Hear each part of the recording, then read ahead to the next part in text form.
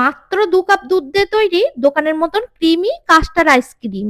ভাবতেই পারবেন না এটা বানানো এত সহজ। প্রথমে হাফ কাপ চিনি দিয়ে ক্যারামেল বানিয়ে 1 মুঠো কাজু বাদাম মিশিয়ে দিয়েছি। তারপর ক্যারামেলটা প্লেটে ঢেলে ঠান্ডা করে নেব। এরপর 2 কাপ লিকুইড দুধের মধ্যে হাফ কাপ চিনি মিশিয়ে দুধটা ফুটিয়ে নেব।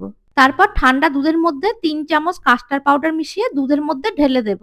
এই সময় গ্যাসের আঁচটা লোতে রেখে 2 মিনিট ফুটিয়ে নিলেই এমন ঘন মালাই তৈরি হয়ে যাবে। ক্যারামেলটা দেখলেই বুঝতে পারছো জমে শক্ত হয়ে গেছে। এবার ভারী কিছু একটা দিয়ে ভেঙে গুঁড়ো করে নেব। এরপর হাফ কাপ ঠান্ডা ফ্রেশ ক্রিম বিটারের সাহায্যে বিট করে নেব। তারপর ঠান্ডা করা মালাইটা দিয়ে আরো কিছুক্ষণ বিট করে নেব। এরপর এই মালাইটা ডিপ ফ্রিজে 2 ঘন্টা রেখে ঠান্ডা করে নেব।